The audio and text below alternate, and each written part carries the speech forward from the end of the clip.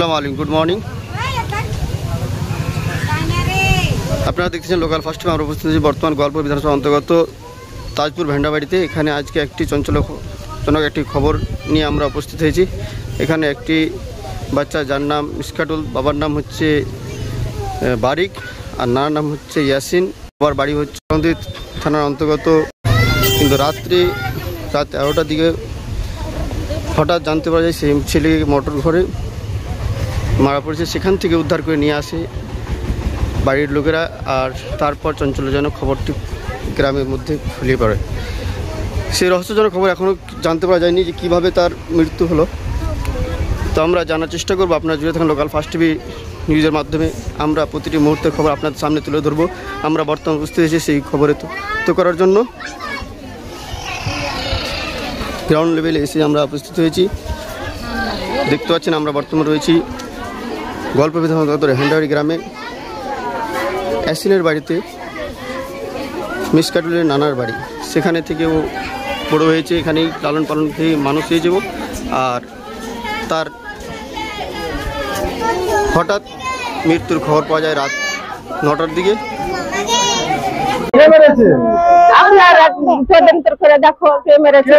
ফাঁসি দিয়ে আপনার আইডিয়াটা কি আছে? কে মেরেছে? কে এরকম হতে পারে? ছেলের সঙ্গে দুশ্মনী আছে। আপনি বলছেন আপনার ছেলেকে ফাঁসি দিয়ে মারা হয়েছে।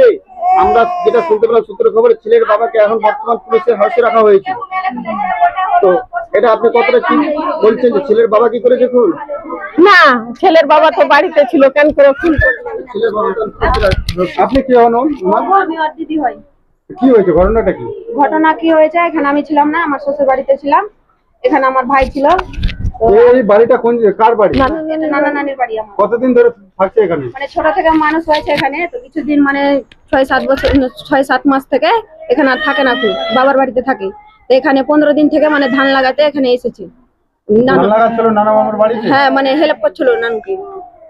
এখানে কি নানা মামু বা এখানকার কারোর সঙ্গে কি আর কোনো ঝগড়া? না, কোনো ঝগড়াঝাটি নেই। শরীরে কোনো জখম আছে কি? না, শরীরে কিছু জখম নাই, ওই খালি মানে গলাতে, এগুলোতে গলাতে। আচ্ছা, বাচ্চাটার বয়স কত? বয়স 15 বছর। 15 বছর। আচ্ছা, সন্দেহ কারো হচ্ছে কি এখানে? সন্দেহ তো আমরা কিছু বুঝতে পারছি না, মানে সন্দেহ আমরা বুঝতে পারছি না। ছেলেটা তদন্ত হোক।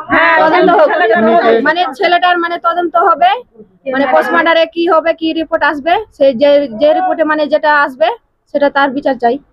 মানে স্বইচ্ছাতে যদি মরে থাকে তাহলে কোনো এত হবে না ফাইসালা, আর যদি কেউ যদি মেরে থাকে তার বিচার চাই। আচ্ছা, এটা তো ওনার নানার মামুর বাড়ি। আপনাদের বাড়ি কোথায়? আমাদের বাড়ি রাসাকো। ওর বয়স কত? ওর বয়স 15 বছর। বাবার নাম কি? আব্দুল বারিক। আব্দুল বারিক। কিভাবে জানতে পারলেন যে উনি মারা গেছে? মানে কল করছি, মানে চারিদিকে কল হচ্ছে, কেউ রিসিভ হচ্ছে না, খুব ঘুরে পাই না। মানে একে ওকে সবাইকে মানে কল করছি। হ্যাঁ, মোবাইল ছিল। ওনার মোবাইলে ফোন করছিলেন? মানে হ্যাঁ, ফোন ধরছিল না, মানে সবাইকে জিজ্ঞাসা করছি। তারপরে গিয়ে বলছে যে না, এখানে আসেনি খো, মানে কল কারো রিসিভ করছে না খো। তো আমার বাবাকে বললাম যে নানুদের বাড়ি এখানে আসো, তো যদি থেকে যায়, রাত হয়ে গেছে, তো যদি থেকে যায়। এখানে আমিও কাঁদছি, আমার মাও কাঁদছে। ছিল কখন, কোন সময় ছিল বাড়িতে? 6টার দিকে ছিল। 6টার দিকে আপনাদের বাড়িতে ছিল? মানে এখানেই ছিল 6টার দিকে। 6টা থেকে মানে এদিকে যেতে দেখেছে, মানে এদিকে যেতে দেখেছে, মানে আর মানে ওর পিছনে কেউ যায়নি খো। মানে 10টার দিকে, 10:30টার দিকে দেখছে যে ওখানে মরে আছে। মানে ওখানে যখন গেছে সব জায়গায় যখন ফোন করে জানতে পারলেন যে ছেলেটা নিখোঁজ আছে? মানে কল করে জানছি যে এখানে নাই, কোনো জায়গাতে নেই। তো এখানে এবার এসেছে। খবরটা কে দিয়েছিল আপনাদের? ছেলেটা পাওয়া যাচ্ছে না। মানে এখান থেকে মানে বাড়ি যেতে চাইছিল, তো বাড়িতে ওখানে পৌঁছেনি খো। আর এখানে মানে কাপড় চোপড় মানে এখানেই ছিল। এবার ও মানে নাই খো। তোমরা ওখানে জানতে যে আমাদের বাড়ি আসছে আজকে? হ্যাঁ, এটা জানি যে হ্যাঁ, যে বাড়ি আজকে যেতে চেয়েছে তা আসবে। মানে কল করে মানে কি যে দেখেছে যে আজকে বাড়ি আয়, তো ঠিক আছে বাড়ি যাবো। বাবা এখানে কি করতে আসলো আবার? মানে যখন খোঁজাখুঁজি করছে, যখন পাচ্ছে না খো, তখন মানে এখানেও ফোন রিসিভ করছে না। মানে আমরা জানছি না খো যে কি করে, মানে খুঁজে পাওয়া যাচ্ছে না। তো এখানে মানে কি যে কল করছি, তো মানে কল লাগছে না খো। তো বলছি যদি রাতে যদি কোনো জায়গা থেকে বন্ধু টন্ধুর কাছে যদি থেকে, যদি আবার নানুদের বাড়ি যাই, যদি থেকে যায়, তো আবার আমার বাবাকে কল করলাম যে চিন্তা তো ছুটে না খো, তো তুমি নানুদের বাড়ি যাই দেখো, যদি থাকে তাহলে চিন্তাটা দূর হয়ে যাবে। ওই জন্য আমার বাবার এখানে আসে। আচ্ছা, বাবা আমার বাবা আসছে এখানে, তো বলছে যে এখানে আছে, তো বলছে যে নানু বলছে যে না এখানে তো নেই, বাড়ি যায়নি, তো বলছে না বাড়ি যায়নি, তো বলছে যে সব জায়গা ঢুকছে, তো বলছে কোনো জায়গাতে নেই, তো দেখি মোটরের চাবি আছে কিনা, মোটরের চাবি যদি খুঁজছে তো মোটরের চাবি নাই মানে ওর ডিসপেন্ডার প্যাকেটে ওগুলো তো কিছুতে নাই, তো বলছে মোটর গেছে নাকি দেখি। আমার নানু তখন মোটর গিয়েছে, আমার বাবা বাড়িতে এখানে আছে। তো তোমার বাবাকে কি করে ফাঁসানো হলো? ফাঁসানো হলো ওটাই তো আমি জানছি না তোমার কি বাবা করে কেন ফাঁসানো এখন হলো। চলেছে হেরোসে? তো ওটাই তো আমি কিছু বুঝতে পারছি না, ওই জন্য বলছি যখন মানে এখানে মানে যে ওখানে আমার নানু দেখে এসেছে যে মানে ওখানে ফাঁসিতে লটকেছে কি করেছে আমি তো জানি না। আমার নানু যে অবস্থা দেখে এসেছে এখানে, আবার ওখানে আমার ভাই থেকে এসে এবার নানু এবার বাড়ি এসে এবার আমার বাবাকে এবার মানে ঘরে ভরে দিয়েছে। কেন বললো বাড়ি? ওটাই তো জানছি না, মানে আমি তো এখানে ছিলাম না। আপনার নানুর নাম কি? এসিং ইন্ডিয়া সিং জায়গাটার নাম কি? ভান্ডাবাড়ি, ধন্যবাদ। অভয় ভান্ডাবাড়ি।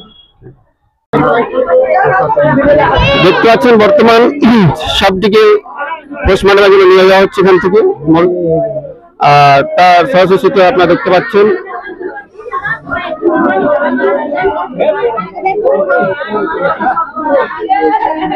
গল্পগড় থানার পুলিশ আওতায় নিয়ে যাওয়া হচ্ছে।